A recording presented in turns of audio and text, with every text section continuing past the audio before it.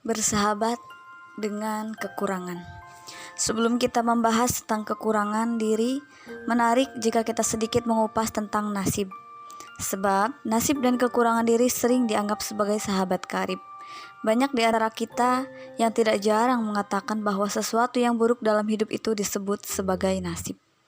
Lalu, bijakkah kita jika segala sesuatu yang buruk terjadi kepada kita, lantas dengan mudah kita menyebutnya dengan ya sudahlah, memang sudah nasib. Dan itu tidak bisa disamakan.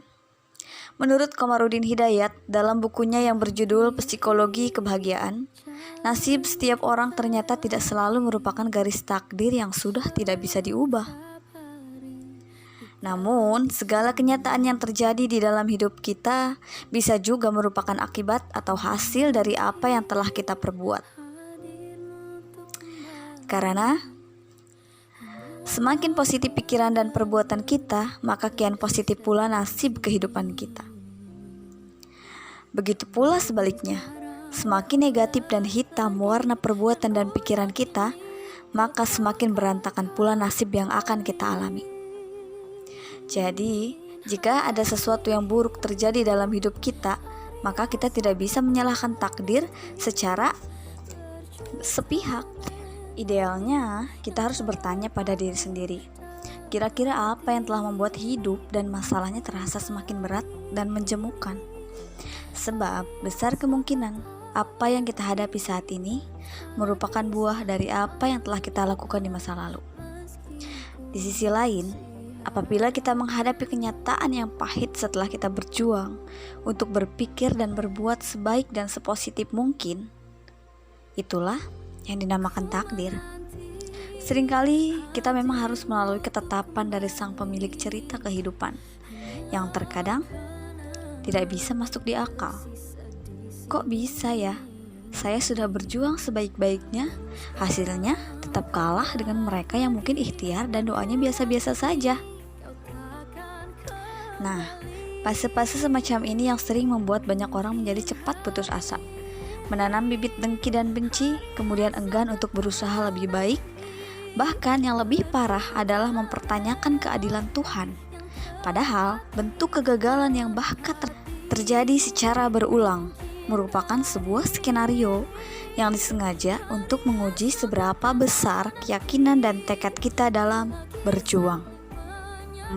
Manusia sudah dituliskan dalam ayat suci sebagai makhluk yang senang tergesa-gesa. Terbuktikan, hari gini apa-apa juga dibuat serba instan. Hal ini akan diperparah kondisinya jika manusia-manusia ini belum mampu mengalahkan ego dan hawa nafsunya. Kalau kata Mike Robbins sih, musuh terbesar dalam kehidupan sebenarnya tidak lain adalah diri kita sendiri. Banyak kegagalan dalam hidup fatal terjadi sebab seseorang belum mampu mengalahkan keakuan dirinya. Ada rasa sakit dari dalam hati jika belum bisa mendapatkan pengakuan atau apresiasi publik atas sebuah prestasi secara materi yang bisa terlihat secara kasat mata. Jadi, kalau dipikir-pikir lagi, usaha yang sebagian besar kita lakukan sebenarnya tidak jauh hanya untuk mendapatkan pujian dari orang lain. Jika tidak dapat pujian, tumbanglah dia dan enggan untuk berusaha lagi. Maka wajarlah apabila mereka sering harus remedi dalam ujian kehidupan di bab kegagalan ini. Fenomena pahit yang terjadi dalam hidup kita setelah serangkaian panjang usaha terbaik yang telah kita lakukan merupakan bentuk suratan takdir yang sudah ditetapkan. Jauh sebelum diri kita ini datang ke dunia ini, seperti kenyataan kita dilahirkan dari orang tua yang seperti apa, dengan keadaan keluarga yang bagaimana, dan berasal dari suku apa, semua itu sudah kita terima. Jadi, sejak muncul ke dunia, tidak ada campur tangan kita dalam proses penentuan takdir tersebut. Semuanya sudah mutlak terjadi dan kita tidak memiliki negosiasi untuk mengambil pilihan lain. Mungkin bentuk pemikiran semacam ini akan sulit diterima oleh mereka yang tidak mempercayai adanya Sang Pencipta dan kehidupan setelah kematian.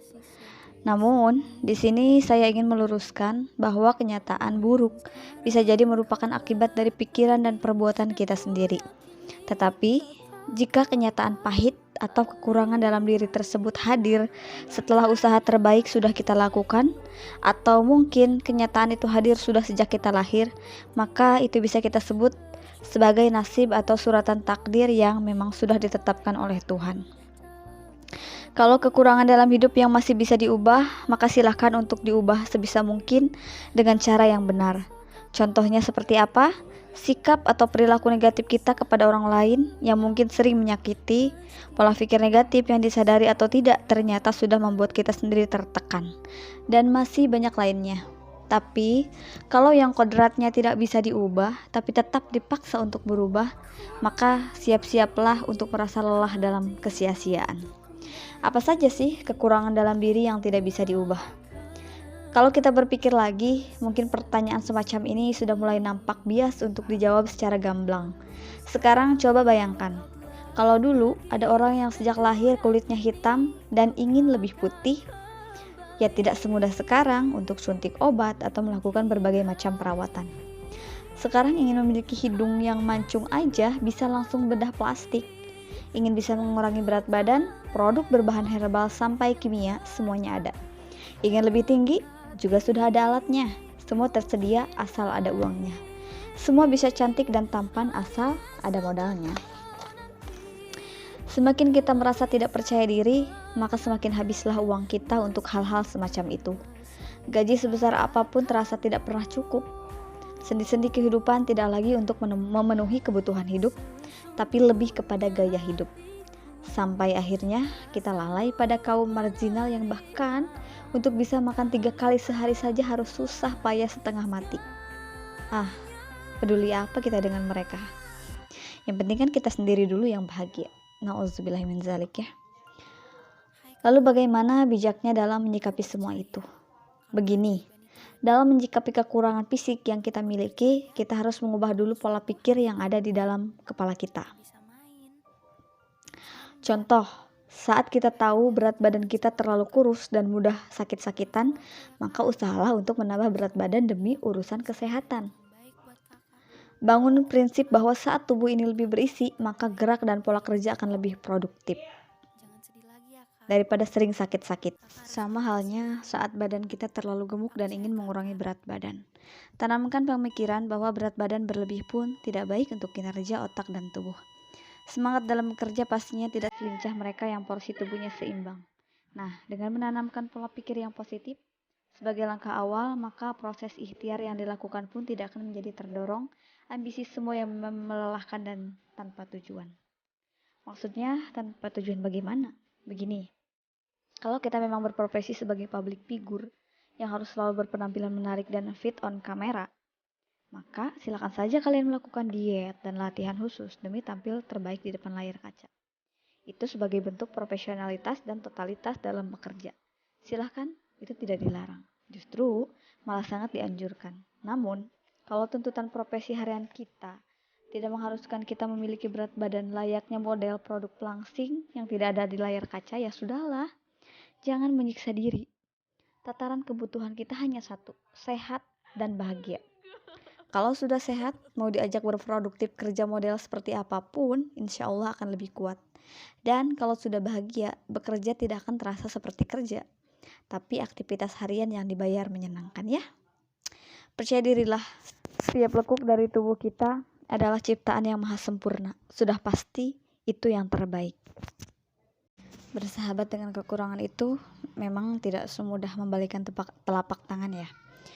Banyak proses yang harus kita lalui, dari bagaimana cara kita mengenali diri kita sendiri, mengenali diri orang lain, orang-orang sekitar, dan itu tidak mudah. Dan mari kita belajar sama-sama bagaimana caranya agar kita bisa berproses menjadi orang yang jauh lebih baik, mencintai kekurangan diri kita, mencintai kelebihan kita, mencintai diri kita sendiri. Oke, terima kasih. Jangan lupa subscribe channel aku dan juga like. Kalian boleh berkomentar atau mau berbagi pengalaman kalian, silahkan. Dan kalian juga jangan lupa aktifkan notifikasi lonceng agar kalian tidak ketinggalan video-video aku selanjutnya. Terima kasih. Assalamualaikum warahmatullahi wabarakatuh.